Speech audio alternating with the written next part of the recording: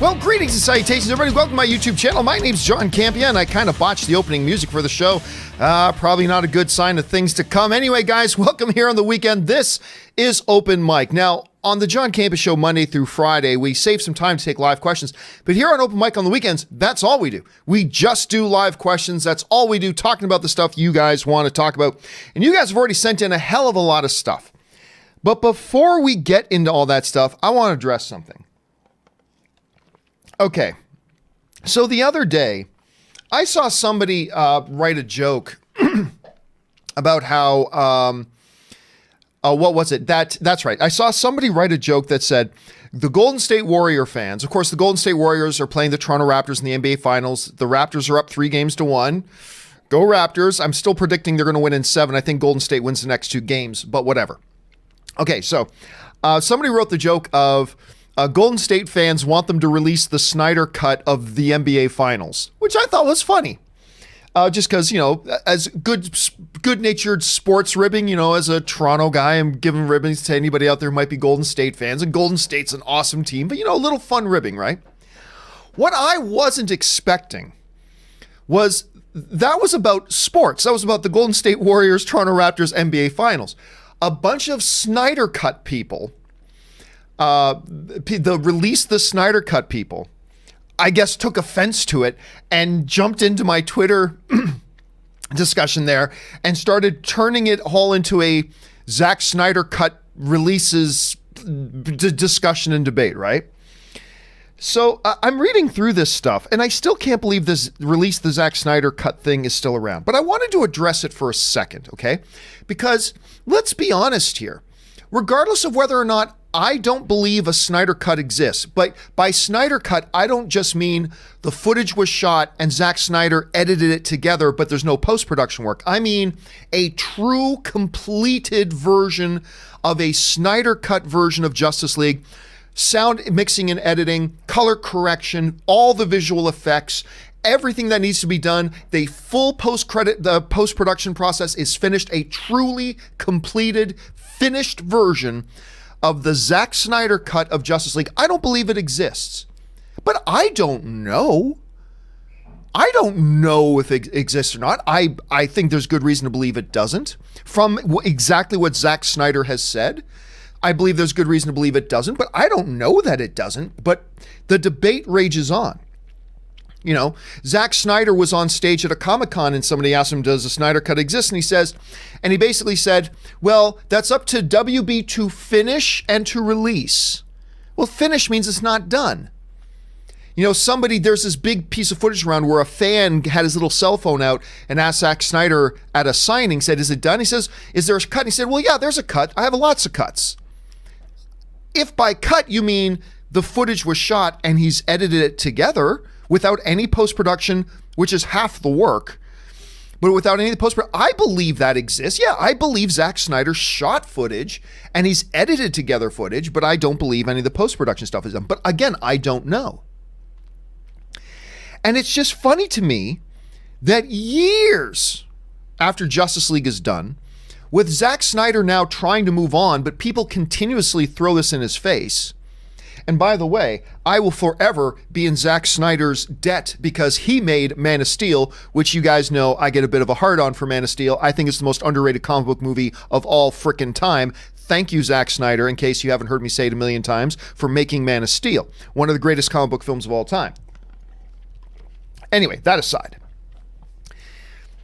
So I finally had enough. Like, everybody's trying to make arguments about the Zack Snyder cut, about why it doesn't make sense why it would exist, which has been me, but I don't know. And then people saying, well, did you see this cell phone camera footage of a kid who got Zack saying there he has lots of cuts of it? That means there's a completed version. Oh, you know what? So I finally just this morning said to myself, I said, self, let's just put it out there and just ask Zack Snyder. Let's just ask Zack Snyder if a truly fully completed version of Justice League is done and let him answer yes or no. Then we know. Because I think I know what the answer is, but I don't actually know. I believe one doesn't exist, but that doesn't mean it doesn't. So I'd like to know. So this is what I put up on Twitter, all right? And I just want to talk about this here. I put this up on Twitter.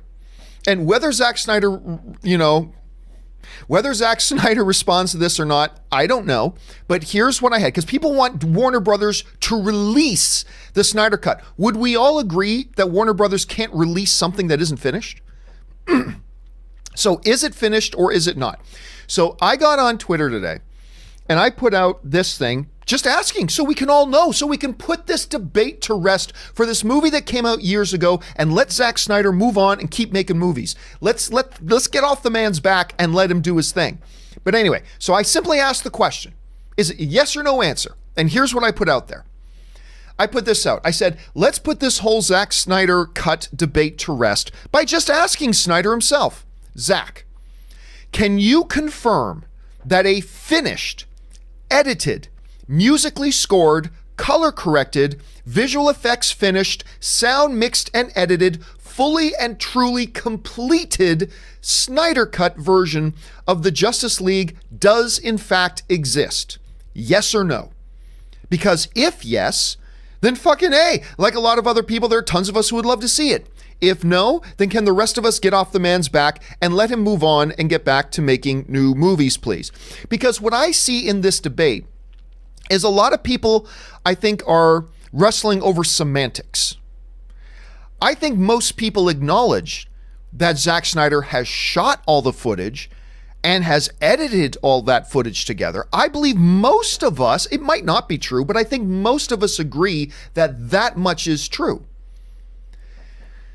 Where we start getting into debates amongst each other, I think, is over the semantics of what is a completed version, though. He's maybe completed an edit, but that doesn't mean it's been color corrected. That doesn't mean it's been musically scored. That doesn't mean all the visual effects and post-production have been done. That doesn't mean you have a fully completed version of the film that if you had one, Warner Brothers, if they wanted to, could release it. And my belief is, I believe he has shot the footage. I believe, as he said with his own mouth, he has several cuts of it. But I don't believe a truly finished version that Warner Brothers could release, even if they wanted to. I don't believe a finished version actually exists. But again, I don't know that for fact. Zack Snyder has never told me. Kevin Tsujihara, before he left Warner Brothers, never told me that, no, such a thing does not exist. So I said, you know what? Instead of all of us just arguing over the semantics of it, let's all of us just raise our hands and say, you know what? We don't know for a fact because we've never heard anybody officially say for a fact. Let's just ask Zack Snyder. And again, Zack Snyder is under no freaking obligation to respond to this stupid tweet I put up. He's under no obligation to do that. But if he does, then at least it puts that debate to rest. If he says, yes, a fully completed, musically scored, visual effects finished, color corrected, all that kind of stuff, fully, totally packaged, complete version of the movie is done and finished, then great, that ends the debate. Then we don't have to worry about it or speculate about it anymore. If he says, no, a fully completed version doesn't exist, well then great. That ends the debate and we don't have to worry about arguing amongst ourselves anymore. But what's funny is I just put that up like 15 minutes ago. And I'm already seeing people both pro and like who believe a Snyder Cut exists and who believe it doesn't, getting offended that I even asked. John, we should just know. You shouldn't ask. Why? Let's just get him to say yes or no so we know. Why? And I asked a couple of people on Twitter, why are you afraid of the answer? Like, if the answer is yes, that's great. Okay, if the answer is yes, then we know.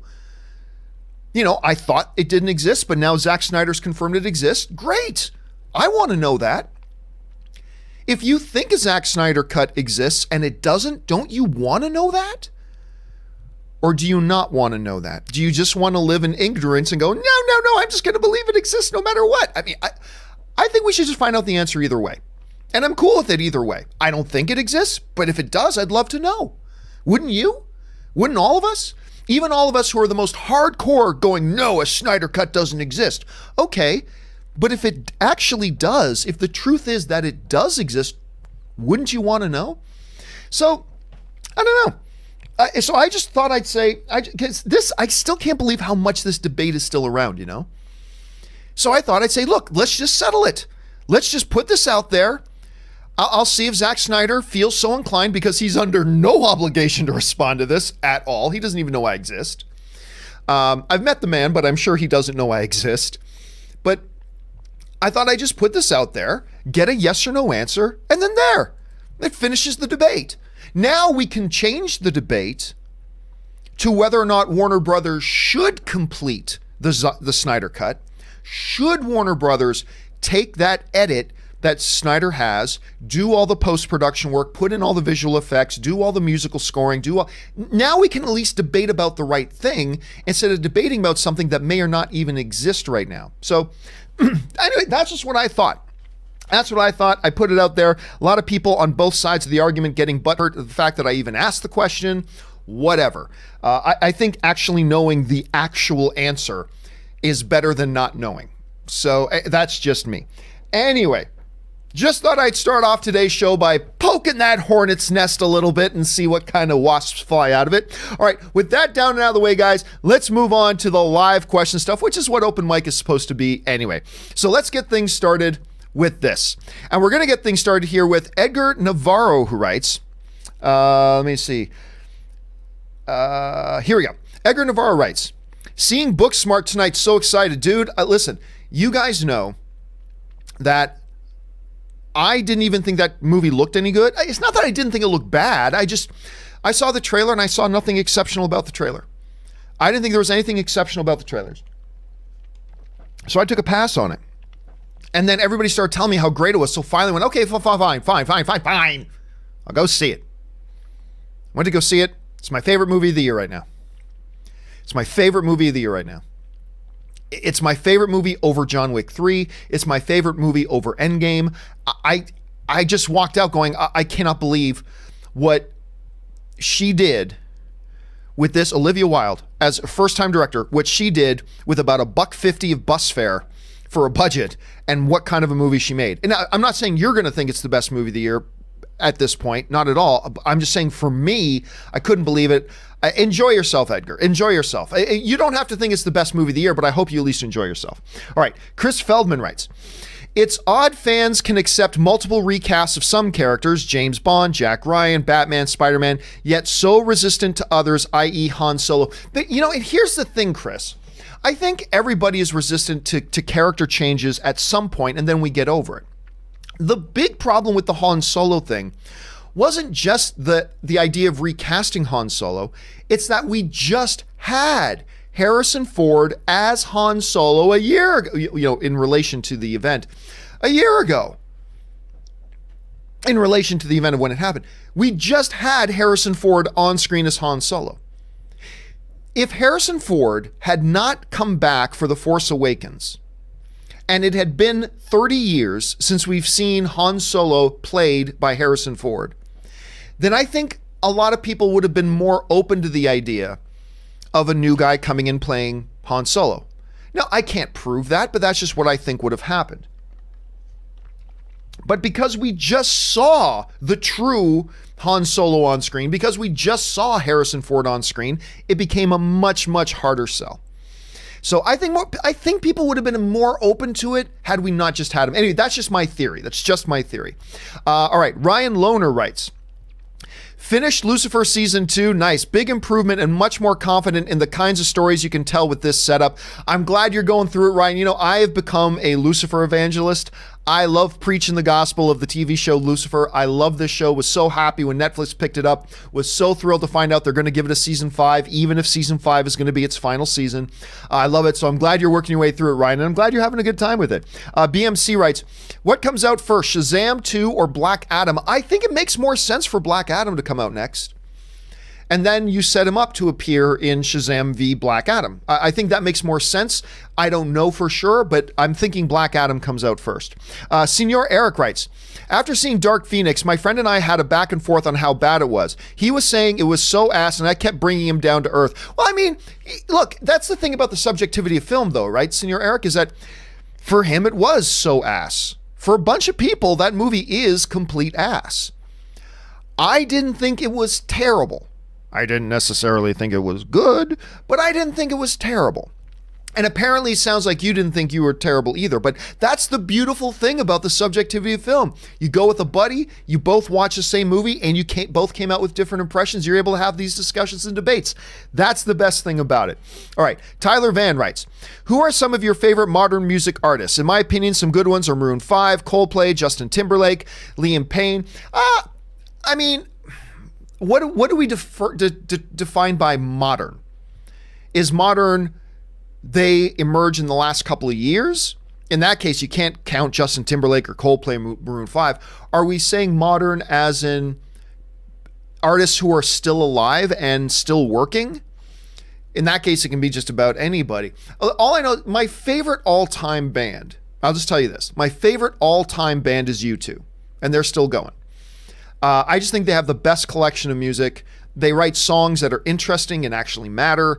I just love U2. And not everybody does, and that's fine, but U2 is which is weird because I'll listen to U2. Like if I pop on my playlist right now, my Google Play music list right now, a U2 song will be immediately followed by a Rob Zombie song, which will immediately be followed up by a Childish Gambino song, which will immediately be followed up by Metallica, which will immediately be followed up, I kid you not, I got a Pink song on my list. See, I have anything but country music. I mean, no insult to people who are country fans, but I'm not a country fan. So anything other than country music, I have a wide appreciation for. But yes, my all-time favorite band is U2. All right. Donaldo Martinez writes, would you say Sam is the real hero of Return of the King? Frodo wouldn't have made it if Sam didn't push to keep going at the end. No. Is Sam a true hero? Yes. But without Frodo, you don't even get things started. Without Frodo, you don't get to square two. Like, yes, Frodo needed help along the way. He needed Sam. He couldn't have accomplished it without Sam. Sam is a true hero of the story. But without Frodo, there's nothing there for Sam to help. Sam couldn't have carried the ring. We know that. That was made pretty clear. So to me, Frodo is the hero of the story, but Sam is definitely a hero of the story. Absolutely. Angry Irish Benjamin writes, Dark Phoenix makes me feel bad for Sophie Turner and Jessica Chastain. They're given terrible material to work with, but still giving it their all. Jessica Chastain was given terrible material and given a terrible character, which is too bad because she's one of the best actresses in the business today. Sophie Turner, she had some very bad material given to her. She had some okay material given to her, but I agree. I think she did a good job. You know what? I didn't even like Sophie Turner in X-Men Apocalypse. I didn't think it's not that just the material was bad. I didn't think Sophie Turner was all that good in it. Straight up. I didn't think Sophie Turner was good in X-Men Apocalypse. That said, I actually thought she was, despite being given some bad material, I thought she was quite good. I mean, look, you can have good performances in bad movies, right? I thought Sophie Turner was actually quite good. When she was given decent material, she did well. When she was given less than decent material in this movie, she did it to the best of her ability and made it as good as it could be. Despite the fact that I didn't like her in Apocalypse and I was pessimistic about her going into Dark Phoenix, I actually think she didn't do that bad of a job, to be honest with you. Chris Feldman writes, one of two. Roger Ebert told a story once about a woman who took her young son to see Starship Troopers. She had no problem with him seeing soldiers torn in half by bugs and arms ripped off, but when the shower scene came up, she sent him out for popcorn. Like that's what would scar him. Well, I mean, here's the thing, Chris. I mean, I get where you're coming from. I totally do. But I would say this, and you know, by the way, Roger Ebert is my all-time favorite. You've heard me say this. He's my all-time favorite film critic, though I very often disagreed with him. But I don't look for somebody that I just agree with to be my favorite critic. I want somebody who's good at painting a picture of what their opinion is in such a way that it helps me sharpen my own opinion, whether I agree with him or not. And for me, Roger Ebert is one of those critics. I very often did not agree with him. At least half the time I didn't agree with them, but that's not what makes somebody my favorite critic or not. I just love the way he reviewed movies, and he reviewed movies in such a way that really helped me form my own opinion. At any rate, it's not Roger Ebert's place or your place or my place to tell a parent what should be important or of high priority to them in their parenting. It's not my place or your place or Roger Ebert's place to say the mom shouldn't be concerned about this, she should be concerned about that. Guess what? That's not your kid, Roger. That's not your kid. It's not my kid. And there's a reason why you can have a Transformers movie be PG where Optimus Prime is taking a sword and literally cleaving other Transformers in half and ripping their bodies apart and tearing heads off other Transformers and all that other sorts of stuff. There's a reason you can do that and have it be PG-13, because I believe for most of us there's a disconnect between that sort of animated violence or overly gratuitous for show violence versus things that are not of that nature. Look, if a parent doesn't want to see their little kid seeing a naked woman in a shower yet, who are you to say that they're wrong? I'm not going to say that they're wrong. That's their call and that's their prerogative. And if they're okay with the animated violence versus something like a violence in a more horrific, realistic sort of gory thing, that's up to them to decide. But I believe there is a difference. This is just me. I'm not saying you need to believe this, but I believe there is a difference in Transformers violence, Starship Trooper violence. I believe there's a difference in that sort of violence versus violence you'd see in other types of movies that are much more visceral, much more grounded, much more realistic, much more painting like this is our world we live in and look what I'm doing to this prostitute or whatever, you know? I believe there's a difference. Not everybody does, and that's cool, and that's why it's open for debate. But all I know is that I try very hard, and I'm sure I fail sometimes. I'm 100% sure I fail sometimes. I try very hard never to try to have the audacity to tell a parent what they should be doing with their kid, because that ain't none of my effing business. And who am I to say? I don't even have a kid, so I don't know. But anyway, that's just kind of, I think there's a difference between the different types of violence, but you know, naked women in a shower is pretty much naked women in a shower. If you're okay with your kids seeing that, more power to you. If there's a parent who doesn't feel comfortable with their kids seeing that, who are we to judge them? So anyway, that's just kind of my thoughts on it, Chris. But Starship Troopers, whoo, man, there's a lot of discussions you can have surrounding that movie. All right, Ant Banks, 1984 writes, Game 6 tonight, I'm rooting for my St. Louis Blues considering that the Rams left years back. I think it will fill a void if they win tonight. You know what? Listen, all kudos to the Blues. I remember when I was growing up, my favorite goalie for a period of time was a St. Louis Blues goalie. His name was Mike Liut. If his number isn't retired for the St. Louis Blues, I don't know if it is. It should be. His number should be retired for the St. Louis Blues. Anyway, when this series started, people didn't give them much of a chance. When Boston steamrolled them after going down 2-0 in Game 1, everybody said, oh, this series is going to be a sweep. Boston's going to sweep this series. And now St. Louis is on the verge of winning the Stanley Cup. Good on them. Good on them. Congrats to them. I would like to see the Bruins win because it would make me feel a little bit better about the fact that they knocked out my Toronto Maple Leafs. So I would like to see the Bruins win. But hey, whatever, man. Good luck to your St. Louis Blues. St. Louis deserves a championship. All right.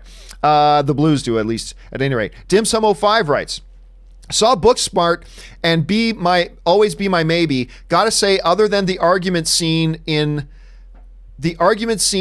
Book, maybe was more enjoyable film for me. Hey, that's cool. That's cool. I think Always Be My Maybe is a very charming little rom-com. It's one of the most enjoyable movies I've ever seen that's a Netflix original, and that's not saying much. But it's one of the most enjoyable movies I've ever watched on Netflix. That's actually a Netflix original. Obviously, I prefer Booksmart. It's my favorite film of the year. But you ain't going to get any debate out of me. If you enjoyed Always Be My Maybe, which I did too, you ain't going to get any argument out of me. It's a really charming little film, and God, I loved Keanu Reeves in that movie. I loved everybody in that movie. I thought everybody was just wonderful in that. All right. Where are we at? Quizada writes, Shazam, the only good Captain Marvel movie so far. I'll tell you what, I prefer Shazam over Captain Marvel. I do. But I love Shazam more than most people do. I love Shazam more than most people do. But I thought Shazam was actually a bit better than Captain Marvel. But I really like Captain Marvel. So you're entitled to your opinion. No, you're entitled to your opinion, but I totally disagree with it. I thought Captain Marvel was a really good movie. I thought Shazam was better, but I thought Captain Marvel was a really good movie. Garden Gadrub writes, Gadrub writes, if a studio puts out a trailer well in advance, does that show confidence in their movie? No, I don't think. See, this is the thing. This debate's come up a few times, Gadrin. I don't think them putting out a trailer late means anything to worry about. I don't think them putting out a trailer early means anything about being confident in it. Marketing is different from the movie. Marketing a movie doesn't mean you have confidence in the movie. Marketing the movie just means you have a strategy to try to get people to come out and watch it. But the marketing is completely separate.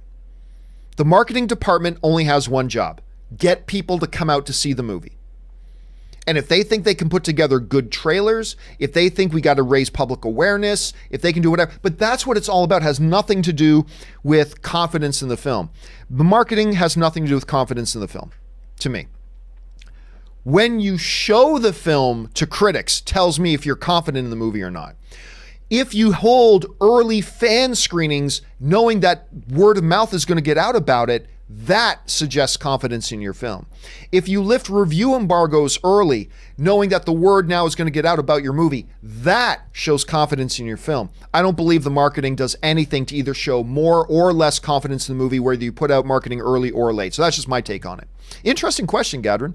Jaden Styles, Nikita writes, hey, John, do you think Die Hard is a Christmas movie? I do not, as a matter of fact. It is a movie that takes place at Christmas time, but I don't believe it has anything to do with it being a Christmas movie. So that's me, and I think Bruce Willis agrees with me on that. So I don't, but a lot of people do. Ace Infinity writes, hey, John, greetings once again from Australia. Staying up again, 1:25 a.m. Dude, that is some hardcore stuff. Not sure why I choose a weeknight, but heck it. I hope you have a lovely day. Well, thank you so much, Ace, and it's great to have you along here. Hey, I've had a great weekend so far. I did a lot of work yesterday. I admit I worked a lot. But I also had a few hours to just relax and unwind with Ann, which is always great. We watched some UFC.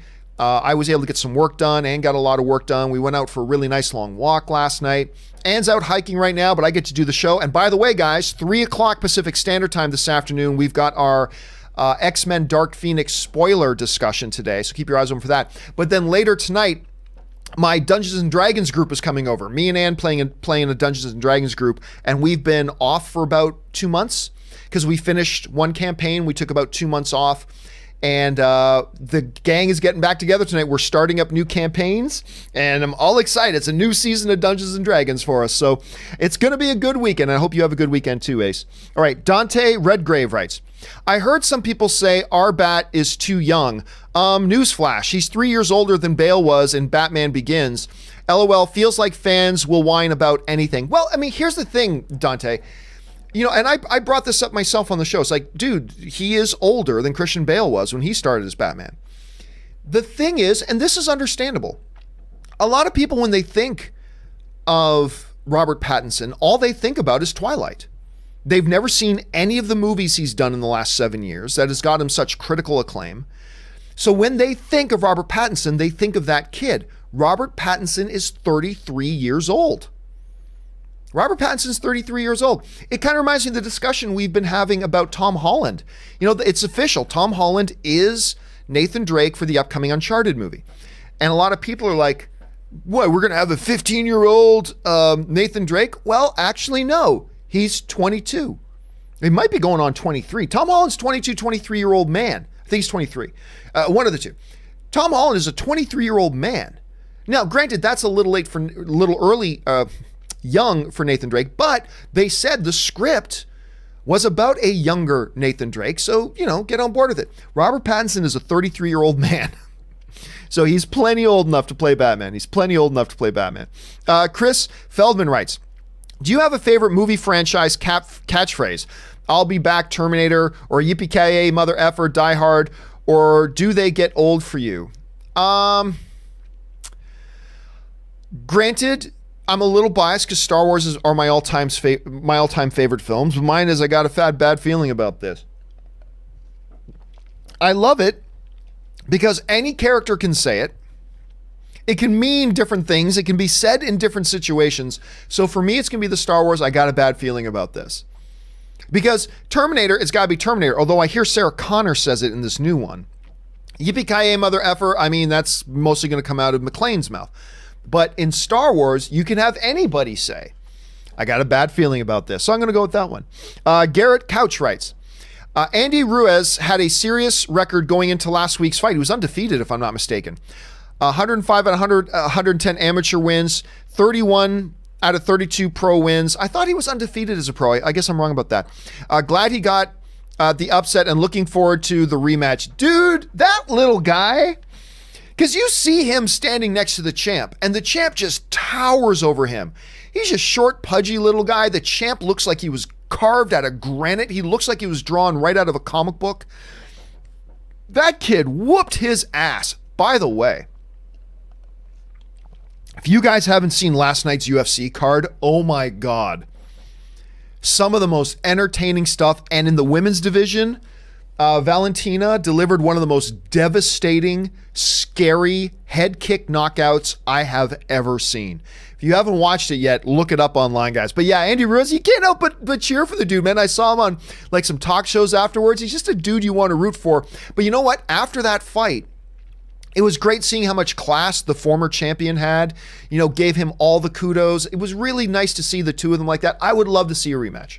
I'm not even a boxing fan. I think boxing's boring. It's a poor man's MMA.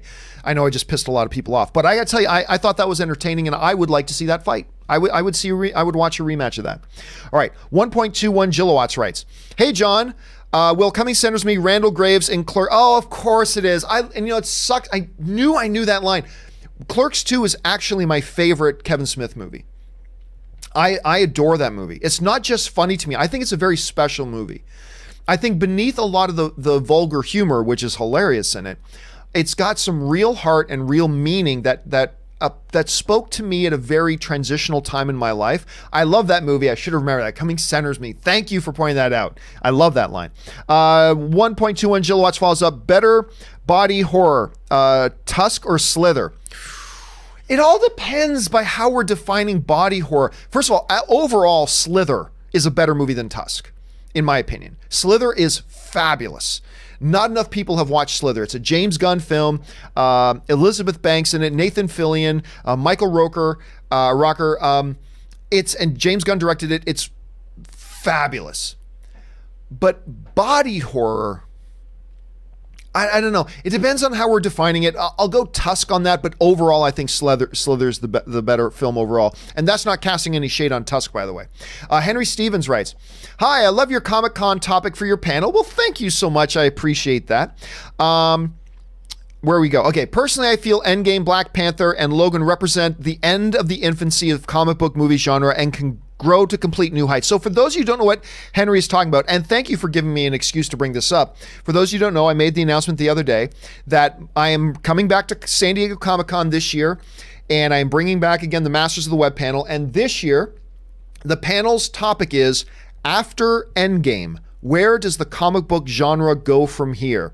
So, of course, we got myself. You guys, of course, know Christian Harloff, the great Chris Gore, the director of Fanboys, and the writer of one of my all-time favorite Dungeons & Dragon books, Kyle Newman, is going to be joining us. And we're going to add one or two more people as well along the way. So we're coming to Comic-Con. And, there's Endgame. As great as Endgame is, it has created a number of challenges for the comic book genre.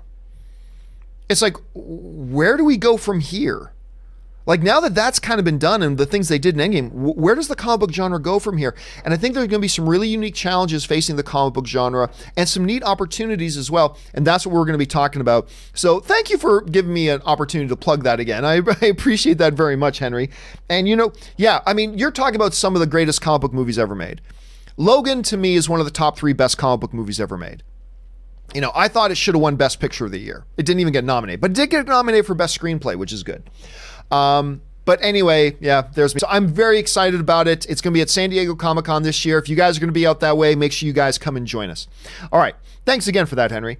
Colby Harris writes, I now have 3 Hot Toys, 4th pre-order. See, that's the thing, Colby. I keep warning people. Hot Toys, I love Hot Toys. But you got to be prepared that it is a slippery slope. Because once you buy 1 or 2 of them, pretty soon you're going to have 4 of them, then you're going to have 5, then you're going to have 6, and at like $300 give or take a pop, that can get pretty expensive.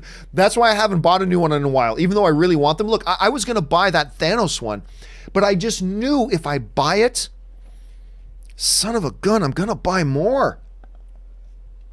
And that can get expensive, so just be careful, man. Just be careful, although they are glorious to have. ZOMG Ruler writes, John, sorry for yesterday. I didn't mean to come off overly negative. Dark Phoenix had some good things. Also, I know you like Batman versus Superman, but do you call it good? I do. Do I call Batman versus Superman good? I do. I do call Batman versus Superman good. I think it's a good little movie with some major problems.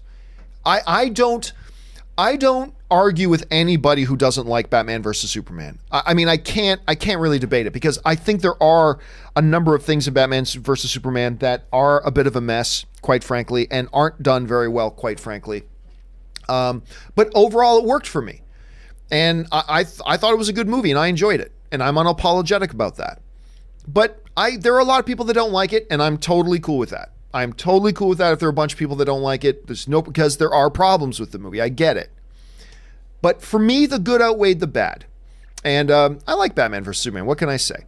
But a lot of people didn't. All right, Michael Chapman writes, do you like House, the TV show? I've only ever think I saw 1 episode of it. I think that's the one with the English guy as the actor, right? I honestly think I've only ever seen 1 or 2 episodes, so I really don't know. Guy Volt writes, last night UFC 238 didn't disappoint. Your thoughts? Loved it. I even thought the prelims were a lot of fun. I thought I was really bummed out about the end of the Tony Ferguson Cowboy Cerrone fight. It was really unfortunate that fight had to end that way. Tony Ferguson's a beast. I think there's only one guy he can't beat. And you know who that is. The Nightmare. Not Diego Sanchez, but the true living, walking, breathing nightmare of anybody in the UFC. And that is Khabib. Khabib's unbeatable. I mean, nobody's unbeatable. I mean, I'm using hyperbole here, but anybody can beat anybody on any given day. Let's be clear about that. But I mean, other than that, Khabib is the thing of nightmares. Khabib is, I honestly think the dude's going to retire undefeated. Now, anything can happen. Hell, Matt Serra beat George St. Pierre with a lucky shot behind the ear, right? I mean, that can happen. And Tony Ferguson is totally capable of connecting on Khabib that maybe hurts him. But I don't think there's anybody else in the division that stands a chance against Tony Ferguson, but I don't think Tony Ferguson stands a chance against Khabib. I think Khabib's going to be in that division, but it was a great card. Oh my goodness, that was a great card. And Henry Cejudo? Oh my God, that dude's a beast. That dude's a little hobbit beast. I mean, he is a little hobbit, but oh my God, that little hobbit is a beast. I just, totally entertaining fight. And the Valentina knockout, oh my God. It was a great card. Great card. All right. Julius Goodwin writes, if you do me a quick favor, please type Thanos kills John Wick's dog into Google. It's a 1-page fan-written comic strip that will make you laugh yourself silly. Oh, I've seen that. Came out years ago. That came out back, well, not years ago, but it came out before, even before Infinity War came out. It's like, and it's Captain America and Iron Man, and they trick him into killing a dog. And because they go, haha, joke's on you, Thanos. We hid the final Infinity Stone inside this dog. And Thanos goes, well then, and he rips the dogs apart and gets the final Infinity Stone. And then it's the next panel is John Wick going, hey guys, anybody seen my dog? And Thanos' face is like, oh damn. It's a very funny strip, but it's been around for a little bit over a year now, but it is great. Joshua Howard writes, my girlfriend is a huge Wesley Snipes fan, so I watched Tu Wong Fu. Oh my God, I haven't heard anybody mention that in a while. With her for the first time yesterday. She is now convinced Wesley is the greatest of all time. Well, you know, hey, listen, there have been some things Wesley Snipes, I mean, look, Wesley Snipes, Unfortunately, his name's become a little bit of a joke, and I think that's unfair. But Wesley Snipes has done some great things, and unfortunately, a lot of people just think of him in Blade, right? And that's too bad, because Wesley Snipes has done some really good, fun action stuff. And what I can't remember the full name of the movie. It's the one on the plane. It's basically Die Hard on a plane. Was it Passenger 51? One where he goes, "Always bet on black." I mean, is that look? I don't care. I love that movie. I know it's a cheesy, schlocky 1990s kind of action. I get it. I love that movie. I don't care. Obviously, I loved him in Blade 1 and Blade 2. Let's not talk about Blade 3. I even thought he was pretty damn good in that Expendables movie they put him in. I like Wesley Snipes. I'd like to see him make a comeback. I don't think we're going to see him come back as Blade. I mean, anything's possible. I don't think it'll happen, but who knows? But I would love to see him make a comeback one way or the other. I really would. Goat, your girlfriend's probably going to be alone on that, but I have an appreciation for Wesley Snipes as well. All right. Julius Goodwin follows up. Why is my voice cracking today? Anyway, Julius Goodwin sends in a really large super chat. Thank you so much for supporting us on that level, Julius. You know, this is what happens, I guess, when you do shows 7 days a week. Do you think the MCU will ever have another prolonged movie arc like the Infinity Saga ever again? Perhaps something like Secret Invasion or Secret Wars. As much as I enjoyed Infinity Saga, it left me very burnt out. Well, I mean, thing about Infinity Saga is that it took place over 10 years. And let's be honest, it's not like every film had a lot to do with the Infinity Saga. A lot of times they would put out a movie and there would be like one little thing in that movie that sort of goes towards the Infinity Saga. Some films had more to do with the Infinity Saga than others, but a lot of them were just like, oh, this little detail in this movie becomes relevant for the Infinity Saga a little bit later on.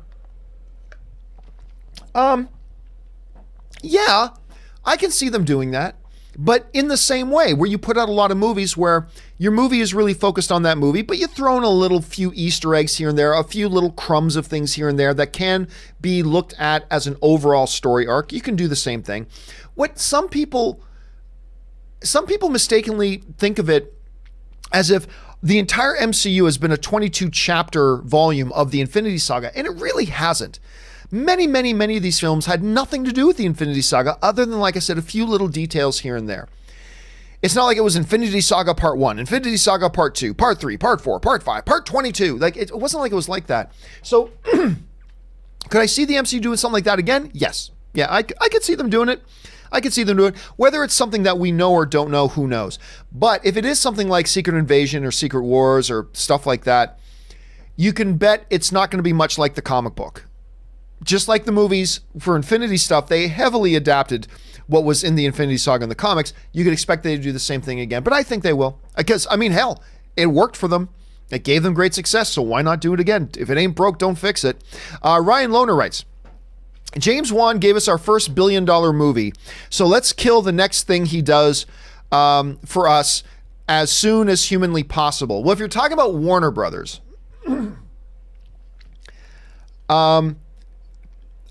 here's the thing. So James Wan is a producer on Swamp Thing. Aquaman made $1 billion. Great. I never thought it would, but it did. And I like Aquaman, by the way. I think it's really fun. I thought Shazam was better, but I thought Aquaman was really fun. Let's not pretend James Wan created Aquaman. Let's not pretend James Wan created the DC comic book universe and pantheon of characters. James Wan did a really good job directing that movie. And yes, it became $1 billion movie, but that doesn't mean you become beholden to that dude, that if something isn't working for you for whatever reason, that you owe it to, I don't know, the producer of it to not cancel it. That's not how you do business. That's how you fail at business. And look, I still think it's ridiculous that they canceled Swamp Thing after one episode. I think it's preposterous. I really do. But they've got their reasons. I don't know what their reasons are, but they've got them. And if you've got legitimate reasons to cancel a show, you don't go, oh, but James Wan directed a movie that made $1 billion, so we owe it to him to not cancel it. That's not how you do business. That's not how you do business. As Robert Meyer Burnett always points out, it's not called show friends, it's called show business. And if the show isn't working for you and it's making your company lose money, then it doesn't matter that, oh, one of the producers of this also happened to direct a movie for us that made $1 billion. That can't come into the equation. That's not how you do business. So I disagree with you on that, Ryan. I'm going to disagree. If you believe it's not good for your company to keep that show on the air, then it doesn't matter if some producer directed something else. That doesn't matter, and it shouldn't come into consideration. If it doesn't work, it doesn't work. You kill it and you move on. And I think James Wan is professional enough. I trust 100% that James Wan is professional enough that he understands that too. All right.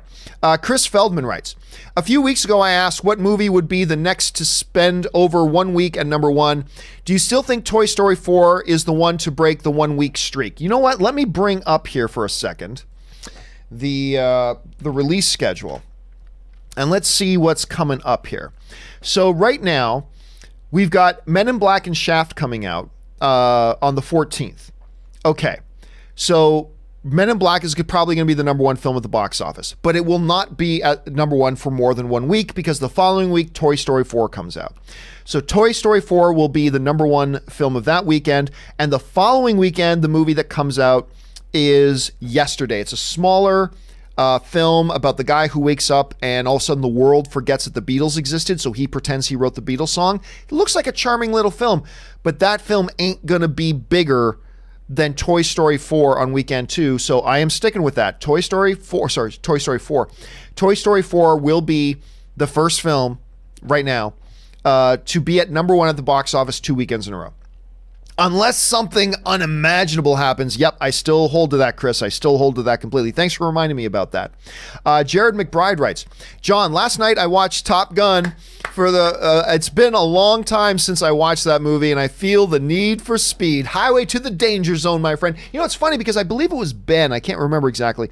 But somebody else, one of the other viewers of the show just mentioned the other day that they went and watched Top Gun on the big screen, that some theater out there did it, a screen on a big screen. Maybe that's what inspired you to go back and watch it again. That's a great movie, right? You know, take me to bed or lose me forever.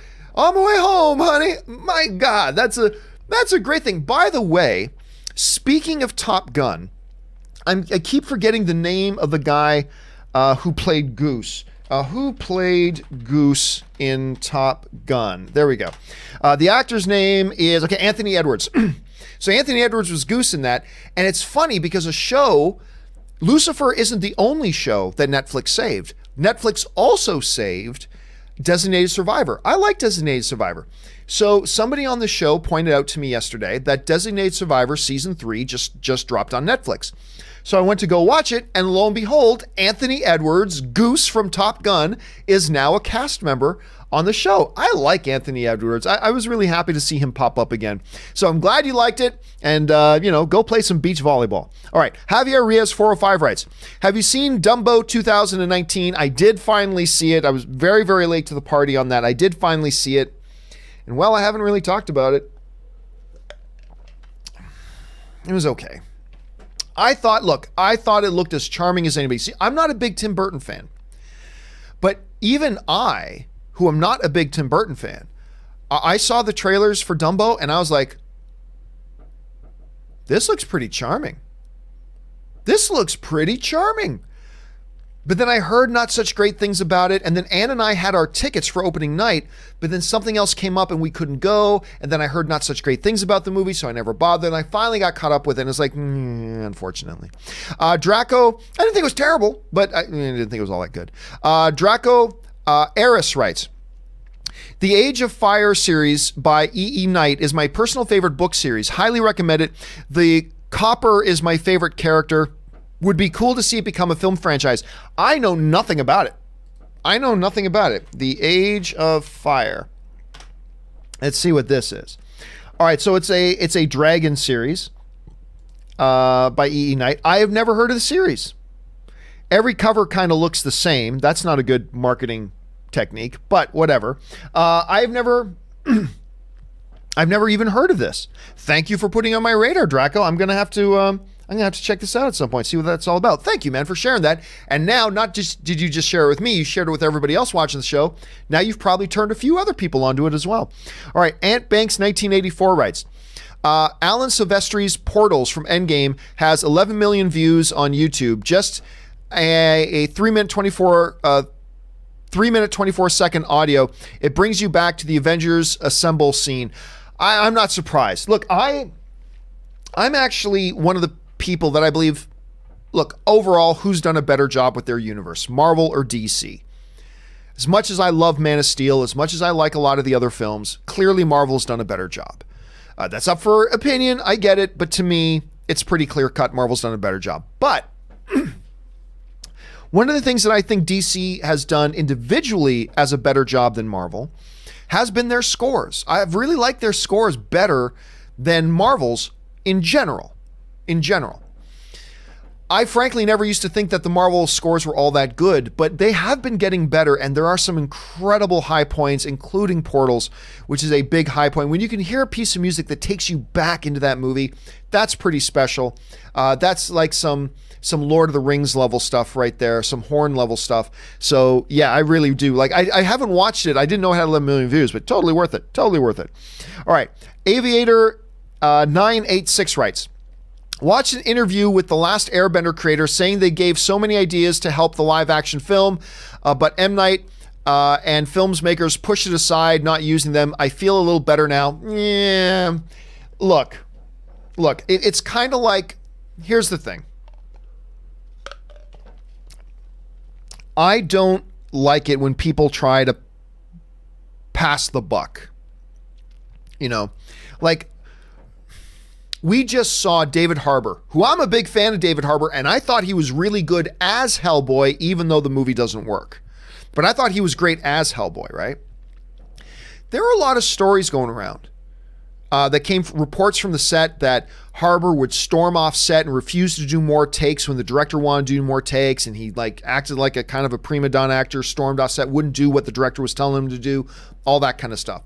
And then David Harbour the other day, who I'm a fan of, David Harbour the other day, we talked about this on the John Campea show, puts out the statement, he goes, you know, I'm personally really proud of everything I did on the film, but we had a lot of problems. Like, everybody always plays past the buck with the blame.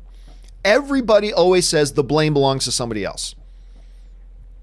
Like, and so am I surprised to hear that the executive producers of the M. Night Shyamalan Last Airbender movie are saying, oh, it's not our fault. I mean, we gave some ideas and he didn't am I surprised to hear that? No.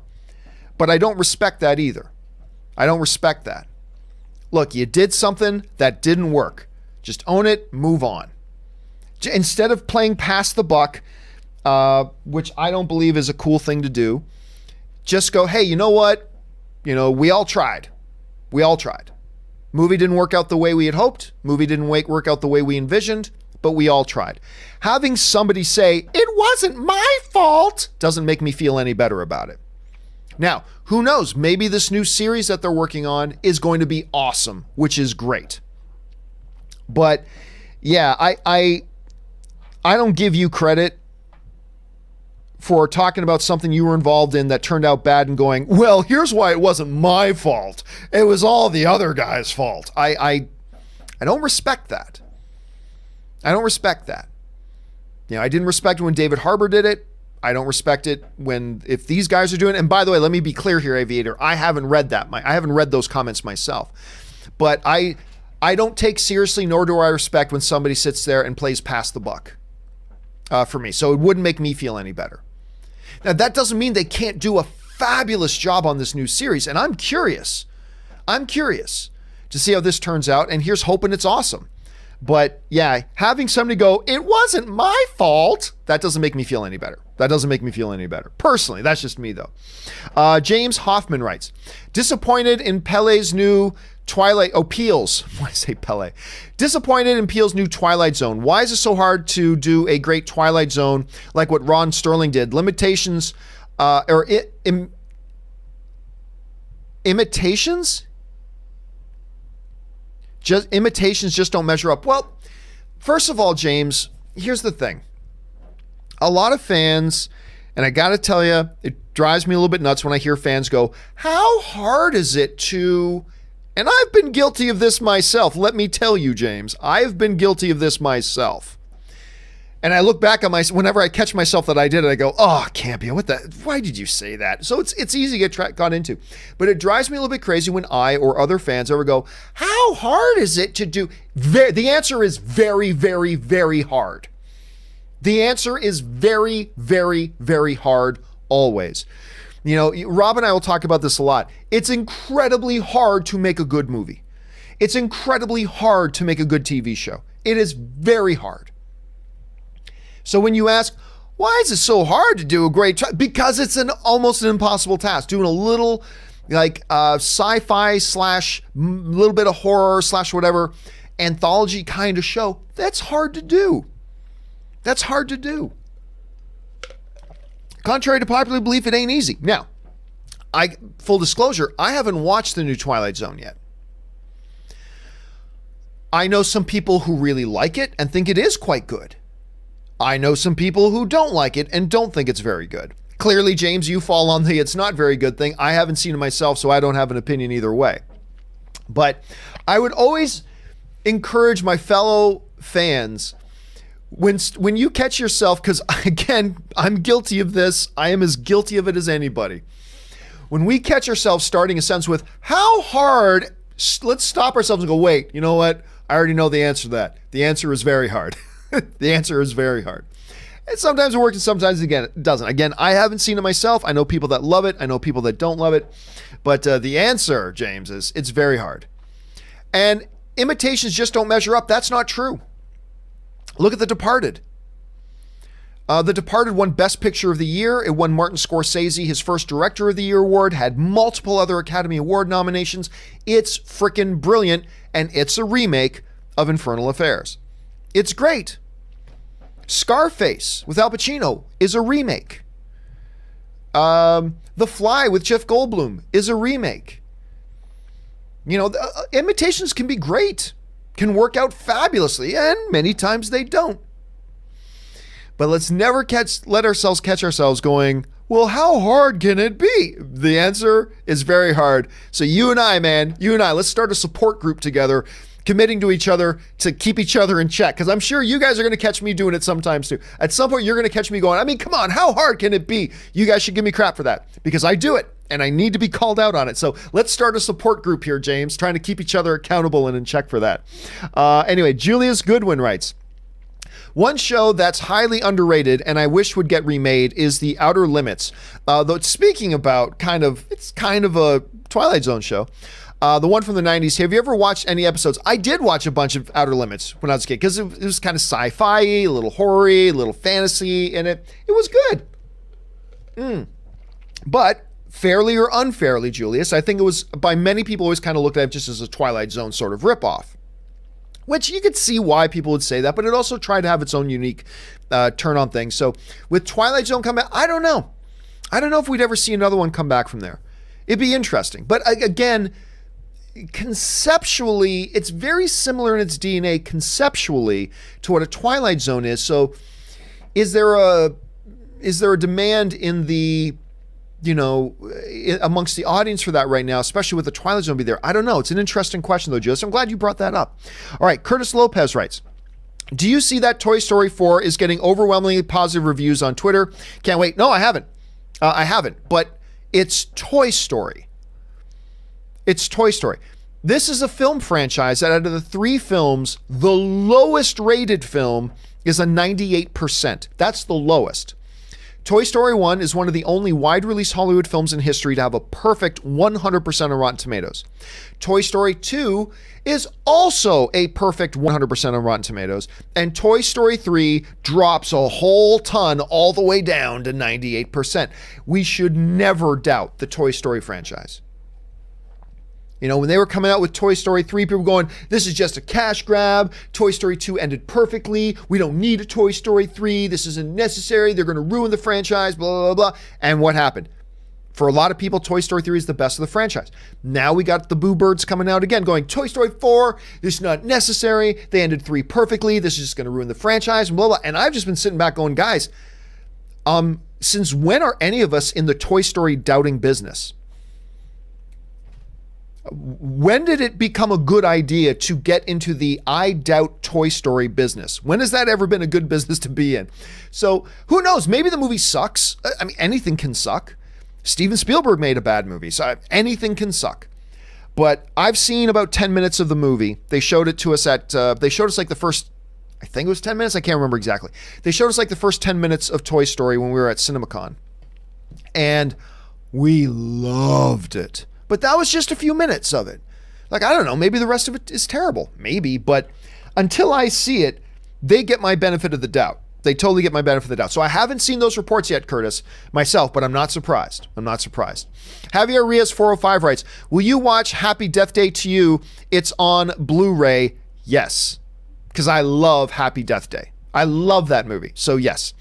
Hoser Miaz writes, Kevin Durant will play in Game 5. Good on him. I mean, look, I think, look, when your team gets to the NBA Finals, I can't even imagine how much it sucks to have to sit on the bench and watch. I can't believe that. Now, remember, I've called the Raptors in 7. I believe Golden State will win Monday, and I believe they will win Game 6 in Golden State, and then they will lose in Toronto. But everybody's saying, well, now that Kevin Durant's back, just don't forget, Toronto beat the Golden State Warriors with Kevin Durant in the lineup in the regular season. That's all I'm saying. But I do believe Golden State wins this game. I think it's going to be, if he is playing, that's going to give them a big emotional boost, and I'm happy for Kevin Durant. James Bonner writes, I picked up some discs from the bargain bin today. The Producers 1968 version, Vicky Cristina Barcelona. I love Vicky Cristina Barcelona. Crash and of the Darjeeling Limited. I've seen the Producers. Any thoughts on the other titles? Vicky Cristina Barcelona. Other than, why am I freezing on the name of the movie? It's one of his, hold on a second. One of Woody Allen's best movies. It is his best. His best movie is Annie Hall, obviously. The Annie Hall is the movie that beat Star Wars for Best Picture, I believe in 1978, at the 1978 Academy Awards. Other than Annie Hall, Vicky Cristina Barcelona, and I'm not going to get into the Woody Allen debate at this point, but I'm just going to say, other than Annie Hall, Vicky Cristina Barcelona is my favorite Woody Allen movie. I love that film. I think it's great. It's thoughtful, it's charming, it's funny, it's sexy, it's all these things. Darjeeling Limited, I like it. I do. I like that movie. I'm not as big on it as a lot of other people. I love the Producers, of course. Crash, I'm a big fan of Crash. But I think my favorite on that list is actually Vicky Cristina Barcelona. I love that movie. So yes, check that out, man. Good pickup. That's a good pickup, James. All right, The Hero writes, recommendations. NOS 24A is masterful. Zachary Quinto is back at home being a series big bad. What a ride. AMC is back in the horror game. 10 out of 10. I didn't even know Zach Quinto was in that. I didn't even know Zachary Quinto was in that, like, at all. Like, not in the least. No idea in the world. Can we just talk for a second about Zachary Quinto? I love this dude. Him playing Sylar in Heroes. First of all, Heroes Season 1 is my all-time favorite season, single season, of television ever. I have never watched a season of television that I liked as much as Heroes Season 1. It is my all-time favorite. It's best, and one of the big reasons, Zachary Quinto playing Sylar in that. I love. Now, unfortunately, Heroes took a significant dive after Season 1 that it never really was able to recover from. But Season 1 of Heroes is my all-time single season of television. My 3 favorite TV shows of all time, Battlestar Galactica, Sons of Anarchy, and Spartacus.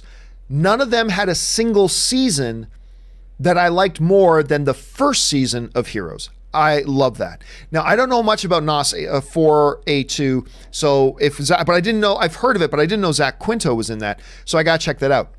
Here's an interesting picture I wanted to share with you guys. I was at Comic-Con And I was throwing this party at Comic-Con, as I did for a long time. There were a number of years in a row that I threw a big party at Comic-Con and whatever.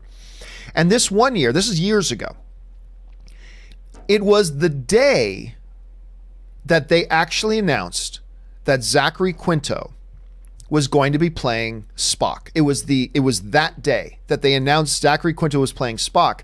And I think the guys at Heroes knew that I was a big fan of Heroes. Anyway, Milo Ventimiglia was clearly there.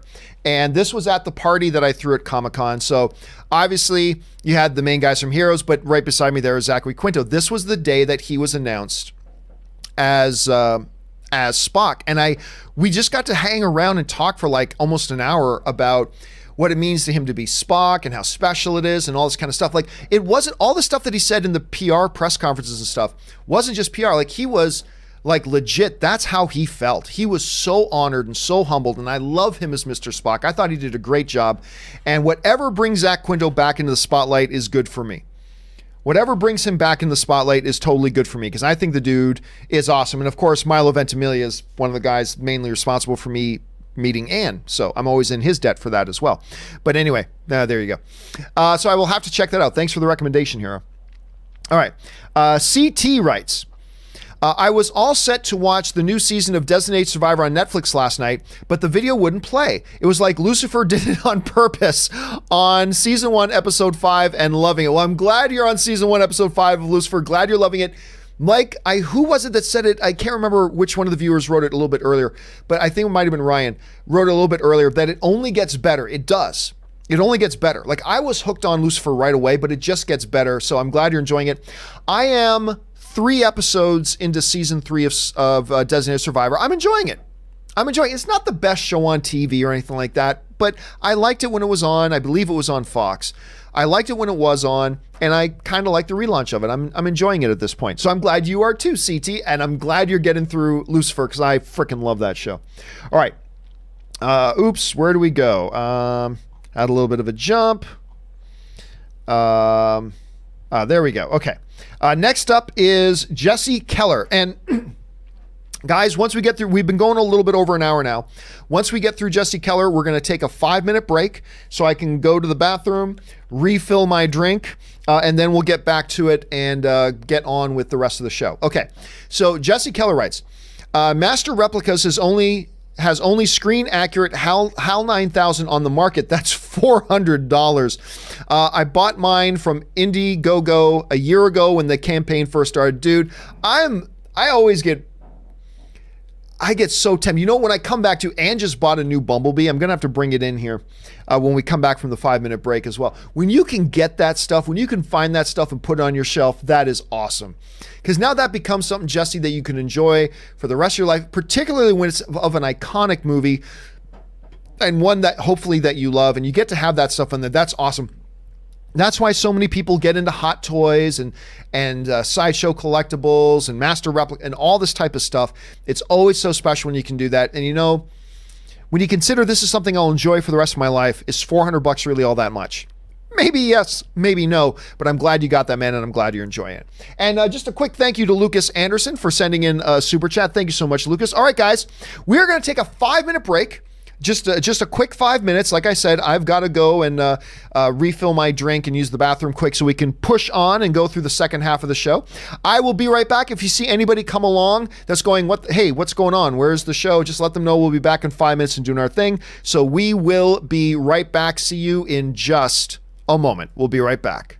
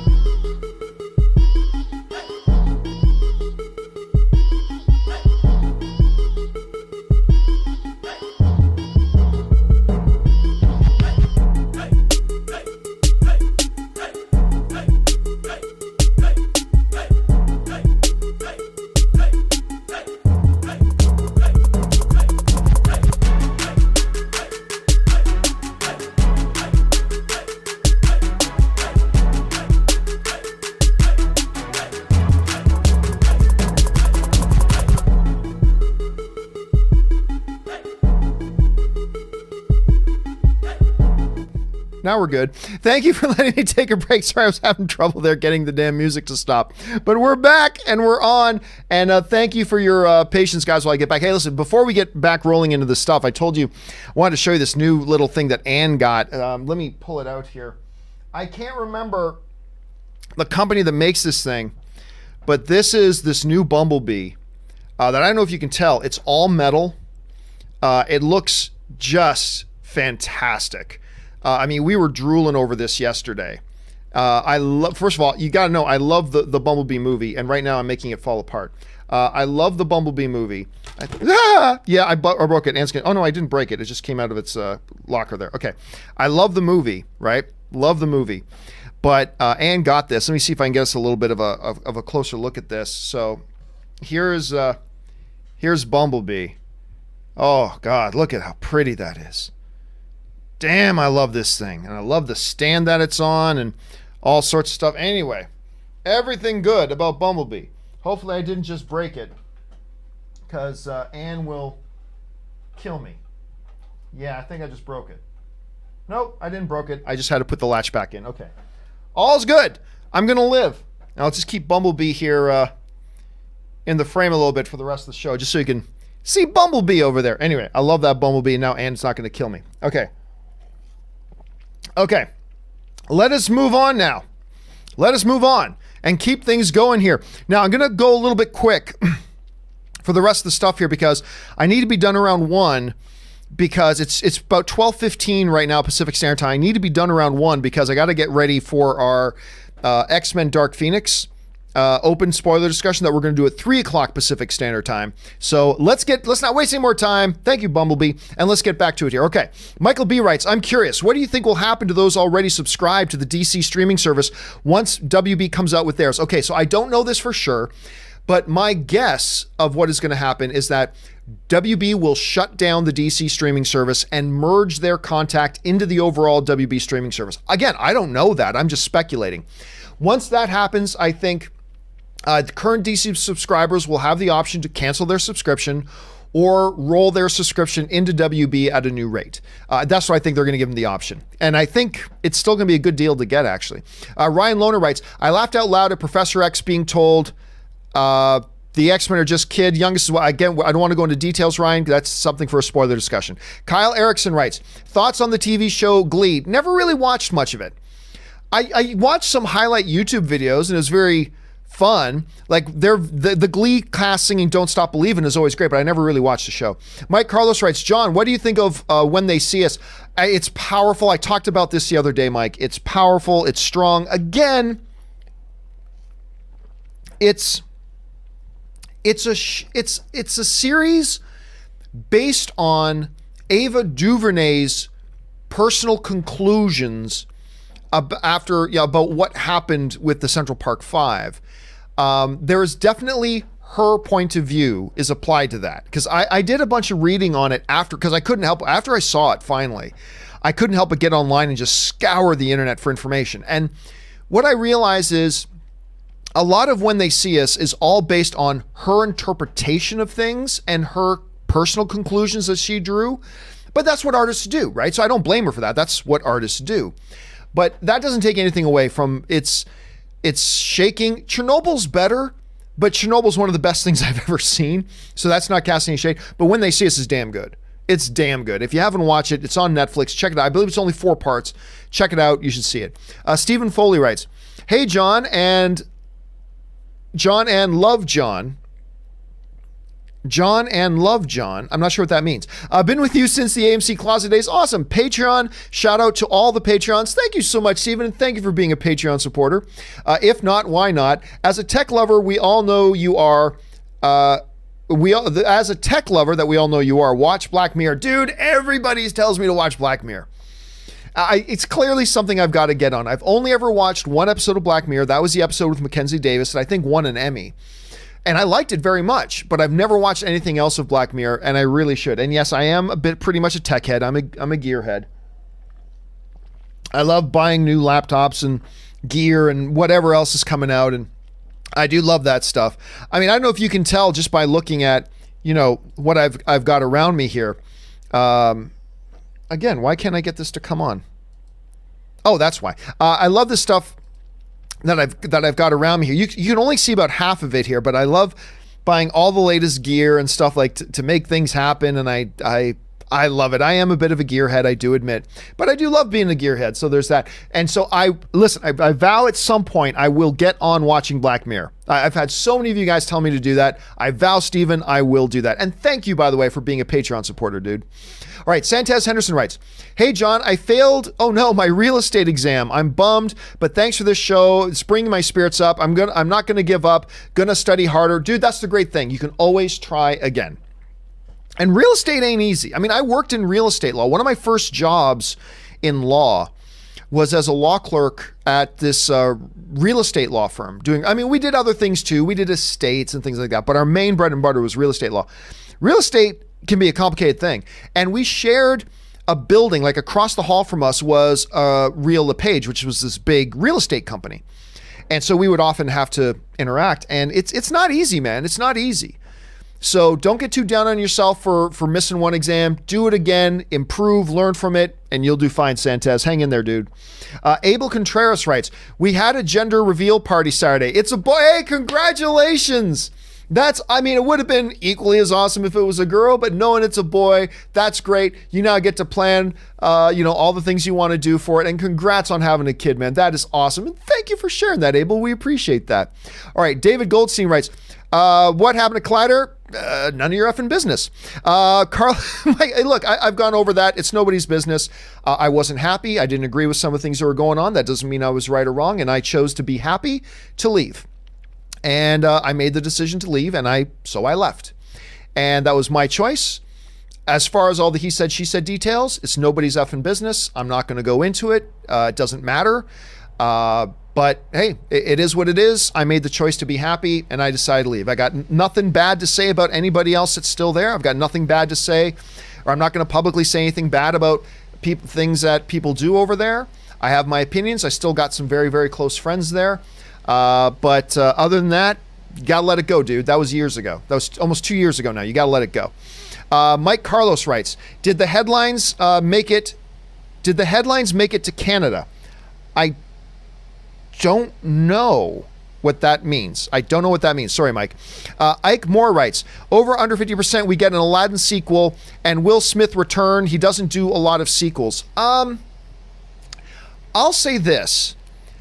I don't know how you do a sequel. I don't want to give away the ending of the movie. All I'm going to say is, with the ending that this Aladdin movie had, I really don't know what sequel there is to do.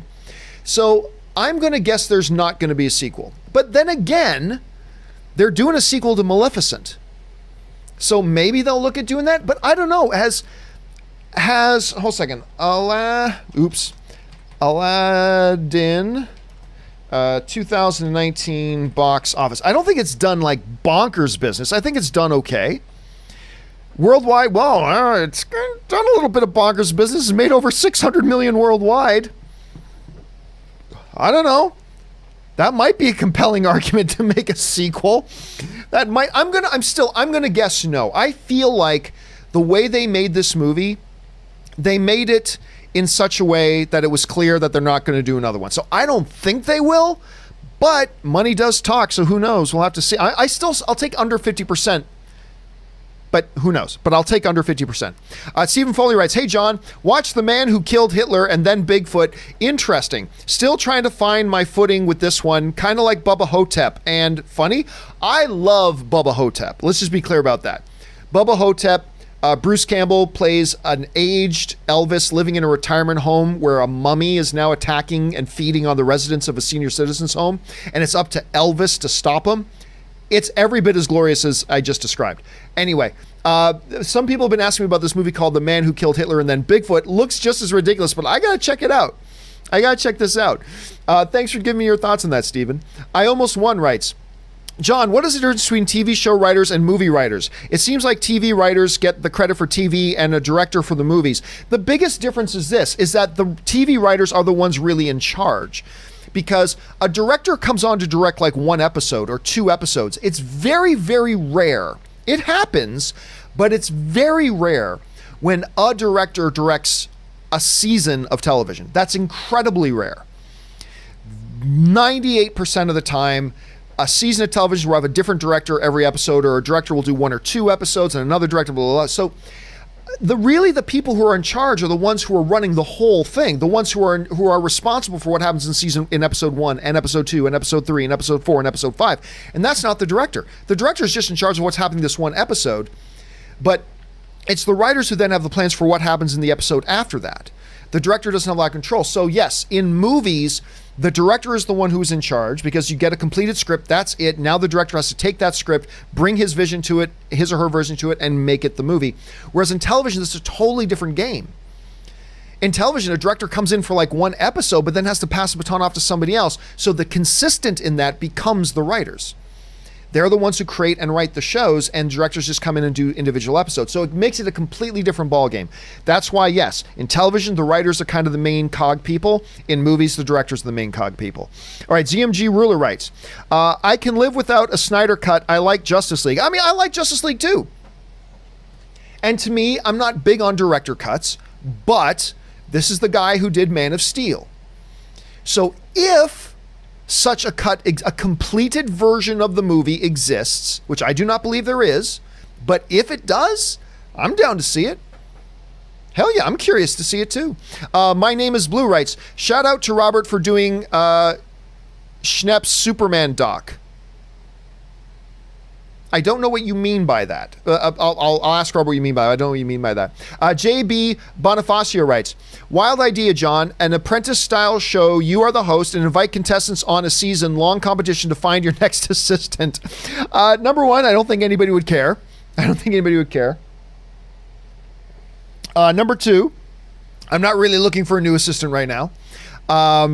Number three, I think the best thing to do is just to get in resumes, do interviews, just do it the old-fashioned way, if I am going to do something like that again. BMC writes, but thank you for the advice. BMC writes, is it even worth it for Warner Brothers to finish that cut?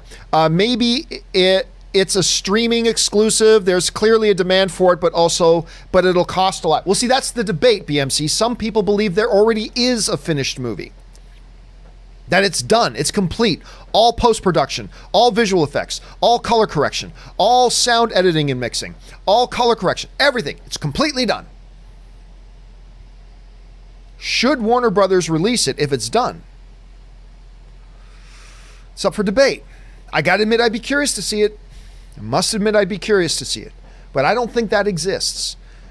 I don't think, but if it doesn't exist, is it worth it for Warner Brothers to spend another $20 million to fit? No, absolutely not. I don't believe the answer to that.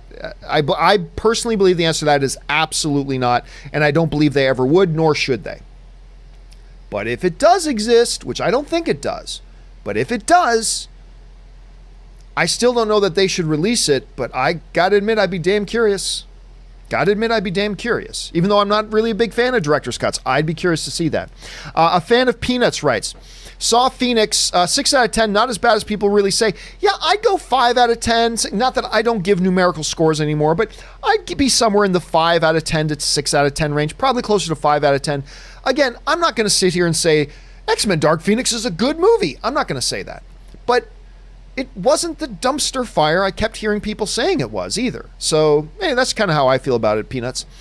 Mickey Altieri writes, 1 out of 2. Always thought Return of the Jedi looked different from the other two in a meh way, and saw they used an ARRI camera and not Panavision, and wondered if the difference in cameras could have contributed, or if the type of camera doesn't matter and it all comes down to the film and the cinematographer. I honestly am of the belief, this is just me. This is a personal taste thing, okay? It's just a personal taste thing. I really don't think the cameras make that much of a difference. I really don't. Now, you talk to cinematographers, they may scream a completely different opinion on that, and that's cool. I have no skin in this game, okay? I have no skin in this game. I don't care. A movie's a movie. Again, I thought Return of the Jedi is the best of the Star Wars movies. That's just my opinion on that. But when you get into the little details with the final things about this camera versus this camera, that's why when the big move to digital cameras was happening, I don't care as long as it looks good. And I think the average moviegoer cannot to this day ever tell the difference between a film camera and a digital camera. I really don't. More trained eyes can see a difference and do see a difference. But I think for the most people, they don't even notice the difference. And honestly, more importantly, they probably don't care. So I would say it probably doesn't matter much. But again, there are different opinions on that. There are completely different opinions on that. So, hey, it is what it is. Let's see. Mickey, that was also Mickey's. Interesting question, man. I love when people throw in the odd technical question. That's great. Thank you so much for that, Mickey. All right. I Almost Won writes, KD is coming back for Game 5. The North is in trouble. They've beat them before with KD. Again, I think they're going to lose. I said before, I think Toronto's going to lose Game 5. I think they will lose Game 5 in Toronto. I think they will lose Game 6 in Golden State, and I think they will win Game 7 back in Toronto.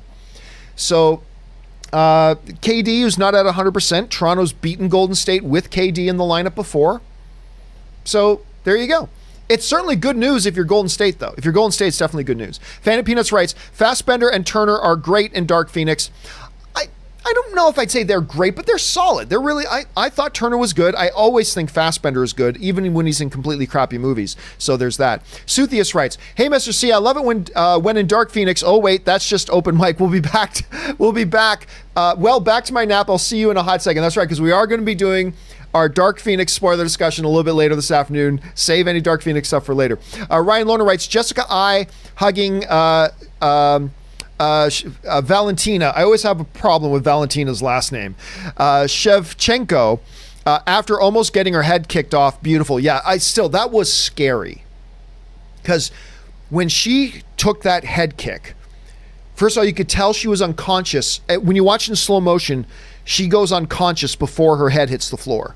Then her head bounces against the floor.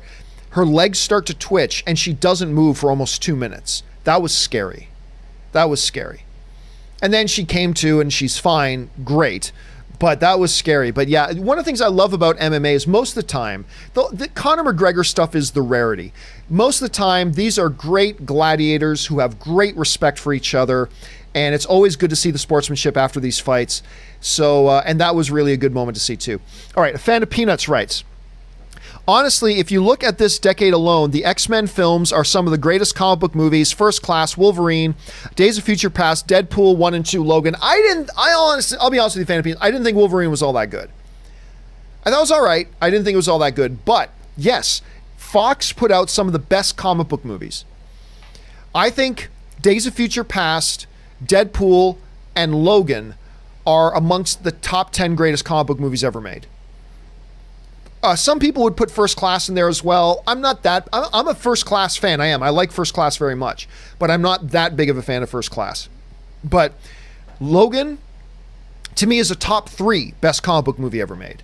Days of Future Past is solidly a top 10. I think Deadpool is solidly a top 10. They have done some of the best, and they deserve respect for that, I think. All right, Stubble McShave writes, do you think Solo would have worked better if it starts with old Han and Lando and Chewie talking in a bar? Do you remember when start of a flashback movie? I think if you had a Han Solo movie with Harrison Ford in it, by default, it would have done much better. By default, it would have. But again, I just don't think anybody cared about a Han Solo movie without Harrison Ford when we just had Harrison Ford in the role. I said that from day one that they announced the movie. Day one they announced the movie. I was like, and everybody got mad at me saying, John, you don't know what you're talking about. Yeah. I really don't think there's going to be a lot of desire to see this without Harrison Ford. Whether people should or shouldn't is a different discussion, but I just didn't think they would. Especially when we just had him as Harrison Ford on screen this year at the time. So yeah, do I think there would have been a fundamental difference in at least the audience's response to it? Absolutely. I do. I really do. All right, Wesley Cunningham writes, two-parter, the big one. Okay, here we go. Wesley writes, Dark Phoenix was a mix for me. Good atmosphere, great cinematography, but could almost tell this was someone who's been directing, done up close a ton before, but never done it themselves. I even commend him for doing the job he did, first time directing anything, but they should have never tapped someone whose best to be reasonably expected was pretty decent. That's a good observation, Wesley. I mean, look, I am a Simon Kinberg fan. I think as a producer and writer, he's given us some tremendous comic book movies. He's done a few stinkers, yeah, but he's also given us some tremendous comic book movies as a producer and a writer. And I will always be grateful and always respect him and be a big fan of his for that. However, I also said from day one, and I've said this for a long time about a lot of different movies, a first-time director should not be doing a big blockbuster tentpole as their first film. Generally speaking, I'm sure there's been an exception or two, absolutely, but generally speaking, I think it's a bad idea for a guy who's never directed a coffee commercial to direct a big budget blockbuster tentpole kind of film as their first movie. I said it was a mistake when they announced it. I was willing to give Simon Kinberg the benefit of the doubt, and I don't think he did a terrible job. But you could feel throughout this movie, and I think I commented on this when I reviewed it, you could feel throughout the movie that this was a movie being directed by a first-time director. That's how I felt about it. I think a lot of other people agreed. But hey, now he's got his first one under his belt. He's got a lot more experience now. Hopefully he'll learn from whatever mistakes he's made. Hopefully he'll build on the things he did well, and maybe he can become a legit director. But an X-Men film should not have been his first movie. He should have done something smaller first and then maybe done a bigger one, but it is what it is. But again, it wasn't a train wreck. I didn't think it was a complete train wreck either. All right, Santez Henderson writes, finished season 14 of Supernatural. I hate the Jack character. I like the Jack character. I've gone a little up and down on him, but I think I've come to the conclusion that I like the Jack character. It's going to be interesting to see where they go with season 15 now. Gino Hendricks writes, my good friend Rashid loves Dead Poets Society. Awesome movie. Oh, Captain, my Captain. And it turned 30 years old today. I didn't even realize that. I know what he will be watching tonight. Dude, I'm tempted to, well, I got D&D to play tonight. Otherwise, I'd be pretty damn tempted to watch that too. Such a great movie. Guys, if you've never watched Dead Poets Society, some people believe it's Robin Williams' best movie ever. Hard to argue against that. It's great, it's powerful, it's meaningful.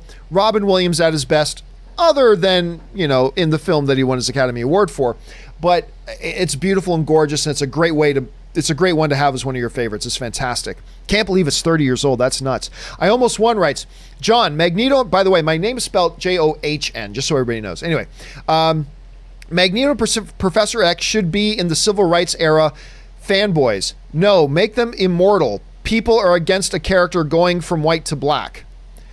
I've got my theories and ideas, but I'm not sold. I got no skin in this game. I don't have any dog in this hunt. My thought was, because time has progressed, you have to change the characters. These no longer you can't have Magneto as a guy who survived Auschwitz anymore. It's just too old now. So you need a different, turning point event in humanity that completely turns somebody evil or against humanity and turns somebody towards the idea of uniting humanity. And I thought the civil rights movement would be a cool way to do that. And so you just have Magneto be a black character. Eric L. Just make him because that would be consistent with the spirit of what the X-Men were in the first place. Look, Stan Lee often talked about how, Professor Charles Xavier and Magneto are kind of living representations and allegories of the differences in philosophy between Dr. Martin Luther King and Malcolm X. And so then why not just do that there? But some people are completely hardcore against having skin changes in their characters. I don't understand that, but it is the way some people feel. Jonathan Teft writes, one of two. I made my first official movie review last week for a Facebook group called CrossForge. Sadly, it's for no pay, but I get to work with friends, and we are all running the group as a passion project. I had so much fun making my review for Aladdin that I can't wait to see where I go from here, and hopefully achieve my dream of one day getting to talk about movies for a living. Well, first of all, Jonathan, look, I'm always saying more people need to get involved in the online space as film fans. Contribute your voice to the conversation. I think more fans need to get involved in this. It is easy to just pick up and start blogging or podcasting, YouTubing, whatever. And look, most of us, 99% of us will never get paid to do it. That's just part of the reality of it. I'm not going to lie. It's just part of the reality for it. I'm not saying don't pursue your dream, but it's just like any actor. Anybody who gets into acting, understand that only 1% of you are going to have big success as an actor. So just understand that. You 99% against you, 1% for you. I'm not saying you shouldn't pursue your dream. I'm just saying go into it realistically. I just think fans should get involved and do it just because it's fun. Just because it's enjoyable and just because it adds to the conversation online. I think more people should get involved in this stuff. And I'm really glad you did, Jonathan. Don't know if you'll ever get to do it for a living. Maybe you will, maybe you won't. But do it for the love of it. Do it because you're having a good time doing it. Do it because you think you're adding something to the conversation. And if that's what you're doing it for, then you will always be satisfied doing it. You'll always be satisfied doing it. So good on you, man, for doing that. I'm glad you are. All right. Zane Ramos writes, hope they don't use the line, come with me if you want to live, in the new Terminator. I feel it's overused already. And yeah, we get it's Terminator. How do you feel about it, John? Hey, look, if you use the line in the right setting, where somebody's saying that makes sense, that they would say it in that setting, then go for it. By the way, I think Sarah Connor says it in this movie. I think she says, come with me if you want to live. If you say that in the right context, in a scene where, yes, that line makes sense, go for it. And if you can't find a line where it makes sense, or if you can't find a time in the movie where it makes logical sense to do it, then avoid it. Don't force it. It's not like, if a couple people are in the restaurant and they want to take a trip to the bathroom, they'll go, come with me if you want to live. What? Oh, nothing. That would feel stupid.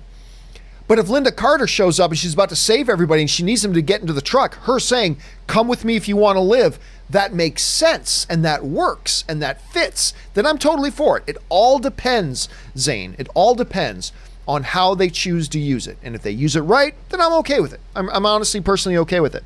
All right. Daniel Manzanares writes, hey, John, do you think Toy Story 4 will surpass 1, 2, or 3? Impossible to say. I mean, and it's almost an unfair question. Toy Stories 1, 2, and 3 are some of the best animated films of all time. Does Toy Story 4 have to surpass them in order to be considered great? No, it doesn't. Look, I've only seen about 10 minutes of it, so I really have no guess. I have no guess. If I had to throw a totally pulling it out of my ass guess, I'm going to guess no. It's not going to surpass them. But it doesn't need to. All it needs to do is be really good. That's all it needs. All I need is a really good movie, so I'm going to guess no. Krieger119 writes, Alexa Grasso is fire, but Carolina wouldn't let up. Yeah, I mean, here's the thing about the women's division. It went from a very thin division for a while to now it is incredibly deep. And look, there's a few girls like Amanda. There's a few girls like Valentina. There's very, very few girls like them that are clear beasts. I mean, we used to think JJ might have been one of the pound for pound best fighters in the world, and she couldn't get by Rose twice. But it is going to be interesting to see how this whole women's division kind of shakes up here. Jonathan writes, I was disappointed with Dark Phoenix. It's not bad or the worst X-Men movie, but it's sad for the series to go out on this note. You know what? I'm going to agree with you on that. Like, I don't think the movie's terrible, but it is, I said this before, Jonathan, I completely agree with you on this. It is unfortunate that such an iconic, important franchise like this X-Men franchise is going out on a whimper instead of a bang. It is unfortunate. Again, I don't think the movie's terrible, but also it's unfortunate that it's going to go out like this. I will agree with you on that. Jack Reacher writes, been a while. If you remember, I'm showing my adopted sis Katie all the Star Wars movies. She loves 5 and 3, really likes 4 and 6, mixed on Rogue One, meh on Solo, and hates 1 and 2. We only have 7 and 8 left. Woo! That is a long process, Jack, and it's good on you, man, for doing the Lord's work. You're doing the Lord's work. Somebody introducing somebody else to Star Wars movies for the first time, doing the Lord's work, my friend. So good on you for that. Personally, I would have skipped the prequels, but that's just me. Apparently, she's appreciating some of them, so that's awesome at the same time. But it's always fun. I remember, Jack, I went through the same little pilgrimage when I was introducing my girlfriend at the time, Anne, I was introducing her to Star Wars. And that was a pivotal moment in our relationship because she didn't like them. I don't know that we'd be together today. But I remember going through that myself. And so, again, it's always special when you can do that with a family member at the same time. So first of all, good on you for doing the Lord's work. And good on your sister for embracing this journey and going on the journey with you. So good on both of you, man. And thanks for sharing that, dude. Let us know how the rest of it goes. All right, Jared McBride writes, John, have seen Designated Survivor with Kiefer Sutherland, and it's great. The show was canceled last season on TV, but Netflix picked it up, and the new season 3 is now on. Yep, I'm very aware of that. I like season 1 and 2. I don't know that I'd call it a great show, but I enjoy it. I like Designated Survivor. I don't know. Maybe it's because a good Canadian kid and Kiefer Sutherland is starring in it, but I don't watch a lot of TV. I don't know why that particular show got my attention and made me stay along with it, but I was pleased. I was really happy to hear that Netflix saved it. And again, I'm a couple of episodes into watching the new season, and I'm liking what they're doing so far. I am liking what they're doing so far. If you haven't checked out Designated Survivor, it's a great concept. It's a poor man's West Wing. Granted, it's a legitimate, to call it a poor man's West Wing is a legitimate criticism, but it's still good in its own right. And I enjoy it. If you haven't checked it out yet, get on board with it. I think you might like it. Take Jared's advice here and get on board with it and check it out. Des Hungreen 777 writes, Dark Phoenix 33 million. Yeah. I was guessing 35 to 38. And it came in even under that. Came in at 33. I mean, I wasn't far off, but came in even under that. Word of mouth, man. Word of mouth. Jack Reacher writes, for Rogue One, Katie hates Jedha stuff, but really liked everything on Scarif. Oh, Scarif was great. Loves K2SO. Everybody loves K2SO, but hates C-3PO. Thought acting was wooden during Rogue One. I don't know. I mean, hey, that's how she reacted to it. That's great. I love Rogue One. I love the Jedha stuff. I actually, everybody says they like the third act of Rogue One the best, and I get why. Personally, I liked Act 1 and 2 even better. I liked Act 1 and 2 even better, but that's just me. But at least she's watching the films. All right. Command to You writes, restaurant scene in Always Be My Maybe with Keanu Reeves had me howling with laughter. Great movie. Thanks for the recommendation, John. Again, I don't want to give away any spoilers, but there's a scene where they're in a restaurant. I don't think that constitutes a spoiler, so I think we're good there. Again, I'm not going to say that Always Be My Maybe is a great movie. But you know what? For a little low-budget rom-com, that's a Netflix original, and most Netflix original movies suck. Not all of them. Most of them do. Always Be My Maybe is incredibly charming, funny little film. I couldn't ask for anything more. Give me some laughs, give me the charm, let me like the lead characters, and I'm good. And I did. And I was taken with this movie. I enjoy it. Guys, take Command to Use and my advice.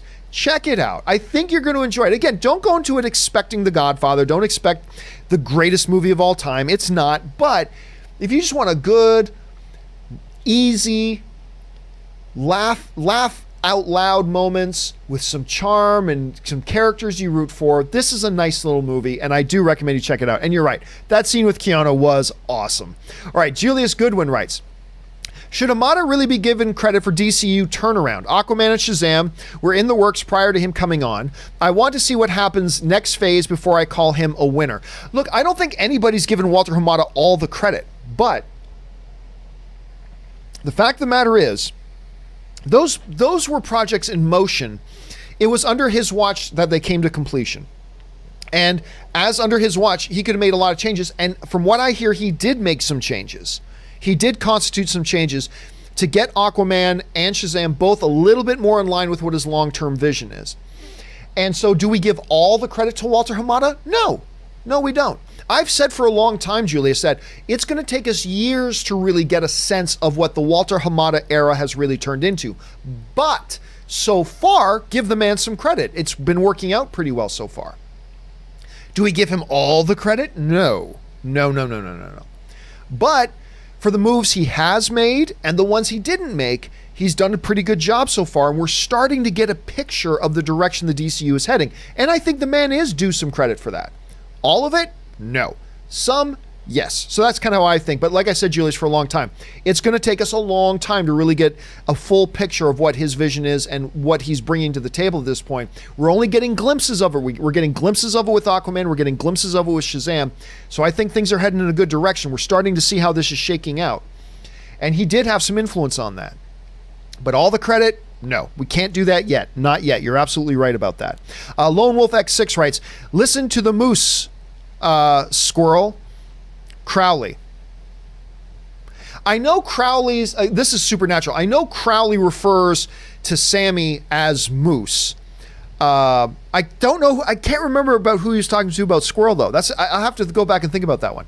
All right, Julius Goodwin writes, if you ever need a quick laugh, check out Red vs. Blue on Netflix. I wasn't expecting much, but it was pretty funny. You know what? I've always heard of Red vs. Blue on Netflix, but I've never really watched it. So I don't know anything about it. You're the first person, I think, Julius, ever to bring it up on my show, which is awesome, and I'm glad that you did. So I'll have to check that out. All right. Get back up to another big jump here. Jonathan Teft writes, and by the way, guys, let me just throw this out there right now. If you have not yet started sent in a super chat that you want in, please do not send in any more super chats. I am now requesting, please do not send in any more super chats if you have not done so yet. Because I want to wrap this thing up in about the next 10 minutes, and I think I might be able to get through the next 10 minutes if I just answer what we have. So if you've not yet sent one in, please don't send one in anymore because I need to wrap this thing up right around 1 o'clock. All right. Jonathan Teft writes, my ranking of every X-Men movie: 1, Logan; 2, Days of Future Past. I'm with you so far. 3, First Class. That's where we differ. But anyway. 4, X-Men 2. 5, Apocalypse. X-Men 1, Dark Phoenix, The Wolverine, The Last Stand, X-Men Origins Wolverine. You're actually not far off from me, Jonathan. I would put X-Men 2 as the 3rd best. First Class as the 4th best. No, you know what? I would do Logan, Days of Future Past, X-Men 2, X-Men 1, then First Class. Then I would probably go, then probably Dark Phoenix. I would put Apocalypse, and then Apocalypse after that. Yeah, so you're actually not far off from me, Jonathan. I think our list would be pretty similar. All right, the Bearded One writes, Raptors in 5. Love you, John. Keep it up. Well, I've been calling Raptors in 7. So I believe it's going to be 7. I believe Golden State wins tomorrow. I believe they win in Golden State, and I believe we go back to Toronto for Game 7, and Toronto pulls it out in Game 7. But I'll take in 5. I will totally take in 5. JB Bonifacio writes, I see your Hero Season 1 and call you with Flash Season 1. Yeah, look, I like Season 1 very much. I like Flash Season 1 very much. And if it's your favorite season of television ever, good on you. That's awesome, because I'm with you as a fan. I like Season 1 of Flash very much. I personally wouldn't put Flash Season 1 in my top 20. I probably wouldn't even be in my top 20 of my all-time favorite single seasons, but I like it. I like it a lot. I just don't agree. But if it's yours, then it's yours, and that's great. Lone Wolf X6 writes, you're good, but I'm Crowley. Crowley was like one of my, before Lucifer, why are my favorite characters demonic? Anyway, before Lucifer came along, Crowley in Supernatural was probably my favorite character on television. I love that character. Javier Riaz 405 writes, I'm going to watch Dark Phoenix tonight. Good on you. I'm a huge fan of this franchise. Hopefully I like it. Hey, I enjoyed Apocalypse, so let's see. And you know what? If you enjoyed Apocalypse, I think you're probably in a better position to enjoy Dark Phoenix. I wasn't a fan of Apocalypse at all, but again, I don't think Dark Phoenix is terrible.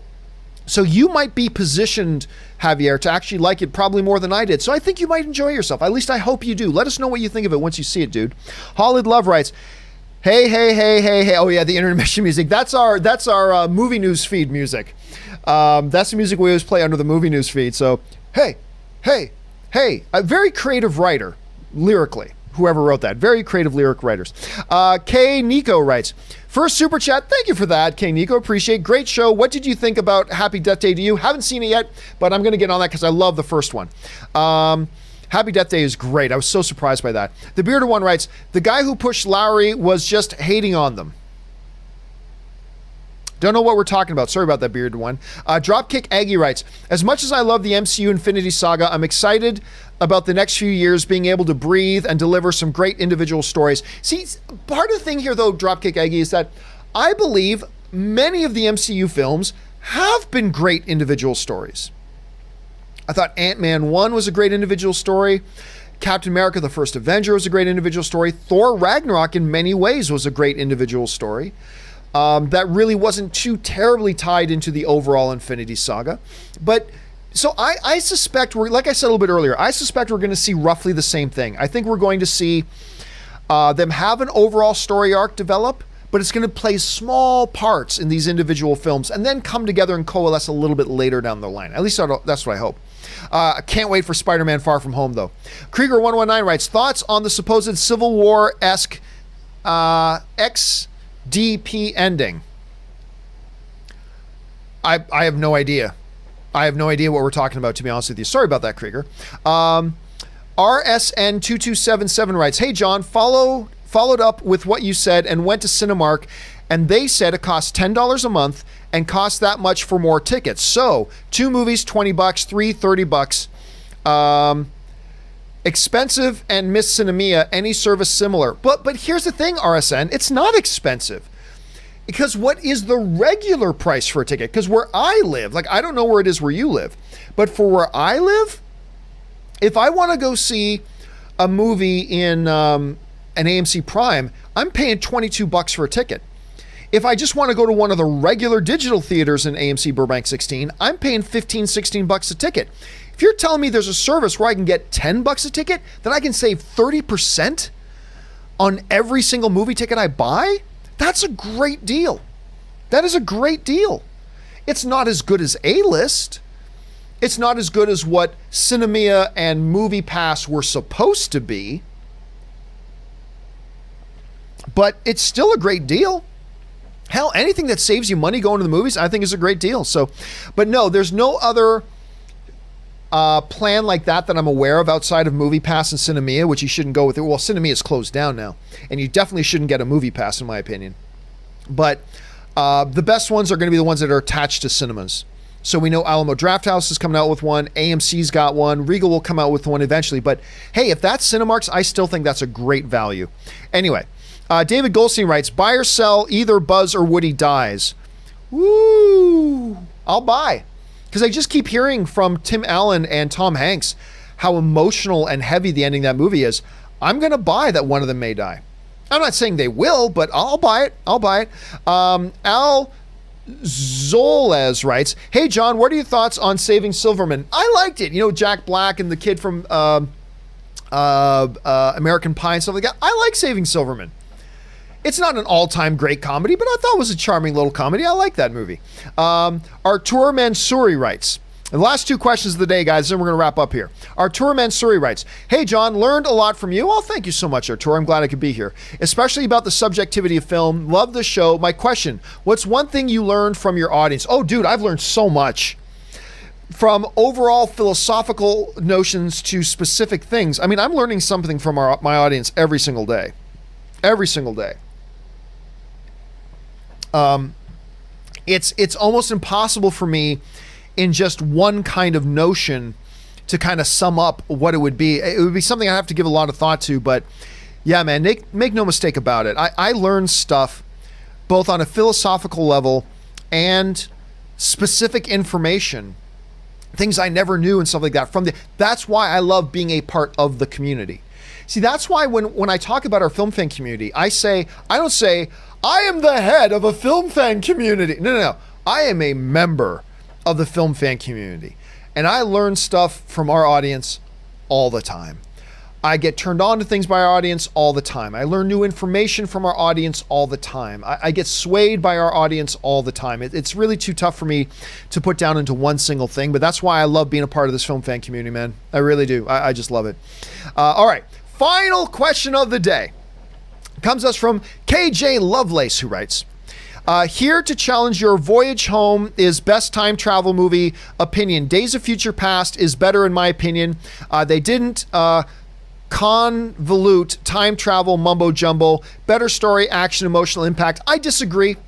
I disagree. Look, I think if I had to choose to sit down to watch Star Trek Voyage Home or watch X-Men Days of Future Past, I prefer X-Men Days of Future Past. Which one of them utilized time travel better? I think Star Trek did. I think Star Trek did. So I'm going to disagree with you on that. But that's cool. It's a subjective call. It's a matter of opinion, and you feel that way. But there is no doubt I love Days of Future Past. I even prefer it over Star Trek Voyage Home overall as a movie, but I just think the way time travel was handled in Star Trek, I thought it was a little bit better. But that's just me. That's just my opinion. It's a good topic to bring up, KJ. Thank you for that. All right, guys. With that all down, that brings us to conclusion. We're at 1 o'clock right now on the nose, and I went to the wrong camera as I usually do. 1 o'clock on the nose right now.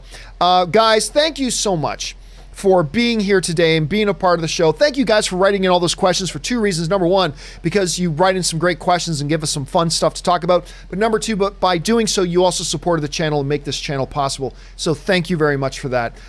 Very, very much. All right, guys, don't forget, a little bit later this afternoon, if you've seen X-Men Dark Phoenix, we're going to do an X-Men Dark Phoenix spoiler discussion at 3 p.m. That's in 2 hours from now, here back on the YouTube channel. Make sure you come on back and watch that if you've seen the movie and join us for that. And of course, the John Campea Show returns tomorrow morning. Me, Robert, Fact Checker Jonathan's going to come in and join us as well. So make sure you guys come back and join us for that. We're already working on a bunch of stories for tomorrow's show. Make sure you come and join us for that at 9 a.m. Pacific Standard Time tomorrow. Again, guys, thanks so much for being here. My name is John Campea, and until next time, me and Bumblebee say bye-bye.